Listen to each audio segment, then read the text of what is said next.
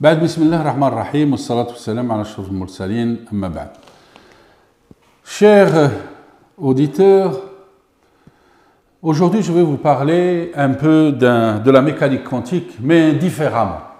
La mécanique quantique différemment, je pense que vous allez trouver partout des manuels, des émissions, des événements sur la mécanique quantique. Mais je voudrais aujourd'hui vous parler de la mécanique quantique, comme j'ai dit, de façon différente, de façon pour que chacun comprenne un peu ce que c'est que la mécanique quantique. Je commencerai tout d'abord par un fait, peut-être que vous l'avez déjà rencontré dans votre vie. C'est par exemple, vous avez un ami avec lequel vous avez passé toute votre enfance, un lien spécial vous lie les deux. Et puis, les années ont passé et à un moment donné, votre ami a voyagé et s'est installé dans un pays, par exemple aux États-Unis.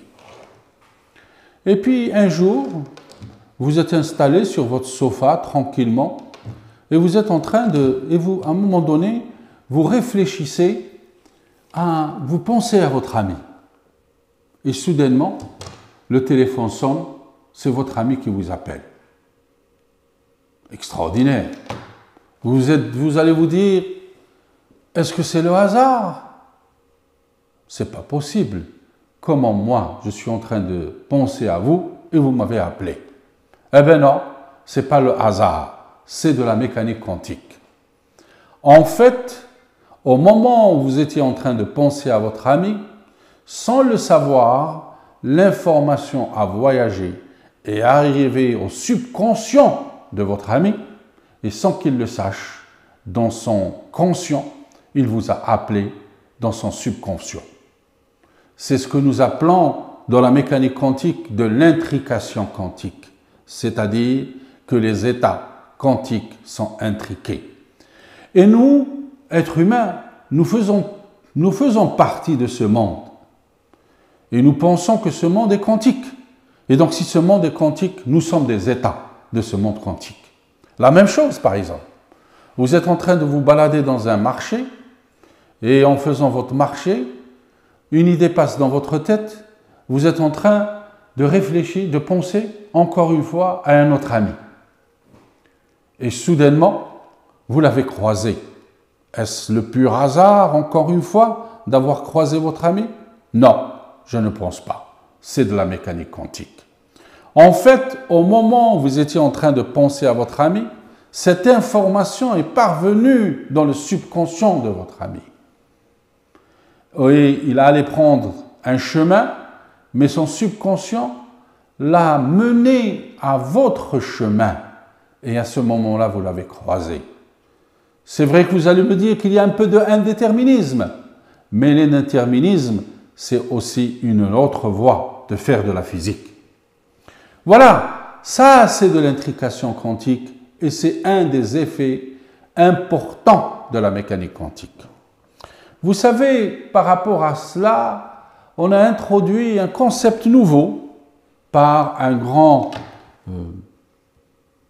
neuropsychiatre qui s'appelle, psychanalyste plutôt, qui s'appelle Carl Jung. Carl Jung avait un patient spécial. Ce patient était Wolfgang Pauli. Wolfgang Pauli, prix Nobel de physique, avait des problèmes de santé psychique. Et il avait comme médecin pour le traiter Carl Jung. Et un jour, Carl Jung recevait son patient, Wolfgang Pauli, dans son cabinet. Et à ce moment-là, allongé sur son sofa, Carl Jung demanda à Wolfgang Pauli de réfléchir à quelque chose, de penser à quelque chose. Et il lui dit, après un moment, il lui dit, tu réfléchissais à quoi? Il lui dit à un scarabée. Et au même moment où il prononça le mot de scarabée, un scarabée est arrivé et il commençait à frapper une fenêtre du cabinet de Carl Jung. Est-ce le hasard? Et c'est ainsi que Carl Jung introduisa un nouveau concept en psychanalyse qui s'appelle les synchronicités.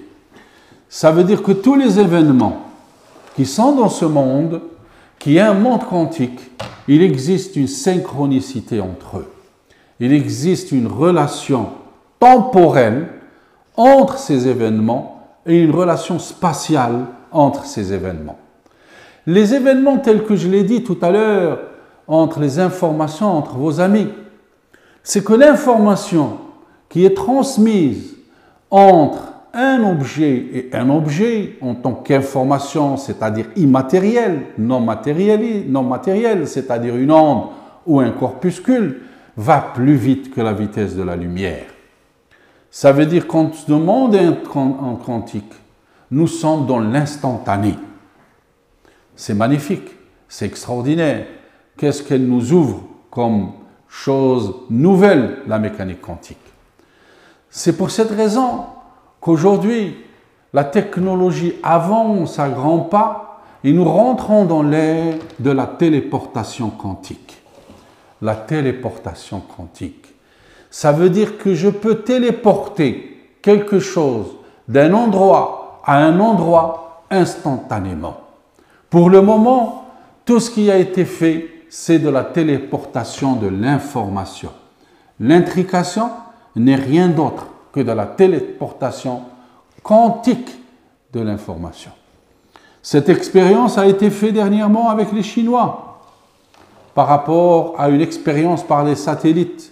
Deux particules distantes de 1200 km entre eux arrivent à faire en sorte que ce que ressent l'un le reçoit l'autre. C'est extraordinaire. Et puis dernièrement, il y a eu une preuve formelle par une équipe hollandaise que la téléportation quantique, cela ouvre des perspectives extraordinaires de ce que nous appelons aujourd'hui de l'Internet. L'Internet va être quantique dans les années prochaines. C'est une révolution extraordinaire. Qui dit Internet, qui dit information, ça veut dire que les ordinateurs qui manipulent cette information, qui manipulent ces données, vont aussi être quantiques. Et aujourd'hui, on est arrivé à la suprématie quantique. Qu'est-ce que ça veut dire la suprématie quantique? Ça veut dire que nous allons arriver à un moment donné où l'homme ne peut plus réfléchir, l'homme ne peut plus prédire, l'homme ne peut plus donner de décision. C'est à ce moment-là, la machine prend le dessus et c'est la machine qui décide de tout. C'est la suprématie quantique. Pour arriver à la suprématie quantique, il fallait mettre en place, et il faut mettre en place des ordinateurs quantiques. Un ordinateur quantique. Un ordinateur qui ne fonctionne pas comme les autres ordinateurs classiques, c'est-à-dire sur la notion de bits, du 0 ou du 1. Soit on est dans un état 1, soit on est dans les états 0. Mais dans la mécanique quantique, on peut être dans des états superposés. Des états superposés, c'est-à-dire qu'on a des superpositions, un mélange entre le 0 et le 1, un mélange entre l'état A et l'état B. Cette superposition nous ouvre des perspectives extraordinaires en matière de stockage et en matière de vitesse d'exécution d'opérations dans un ordinateur. C'est ce que nous appelons plus le bit, mais nous allons l'appeler le qubit, c'est-à-dire le bit quantique. Et avec le bit quantique, on arrive à faire des ordinateurs, quantiques. Si on dépasse le problème de la décohérence quantique, comment peut-on surmonter le problème de la décohérence quantique? C'est-à-dire que l'état doit exister, il faut qu'il se maintienne parce qu'un des principes de la mécanique quantique dit qu'un état peut être dans un état 0 ou dans un état 1 en fonction de l'observateur, que l'observateur influe sur l'expérience. Alors comment avoir cette cohérence quantique et faire geler l'état tel qu'il est? On le fait soit en refroidissant, soit avec des lasers. Ça, c'est une autre histoire. Mais dernièrement, Google a arrivé à faire son ordinateur qu'il appelle Simacore, c'est-à-dire qu'on est dans la suprématie quantique. Et les Chinois viennent aussi de faire un ordinateur quantique. Et regardez, le Simacore de Google Un calcul qui prenait par exemple une année à se faire, il a pris 200 secondes. Encore plus, l'ordinateur quantique qui a été fait par les Chinois, un calcul qui durait 600 millions d'années pour le faire, a été fait en 100 secondes.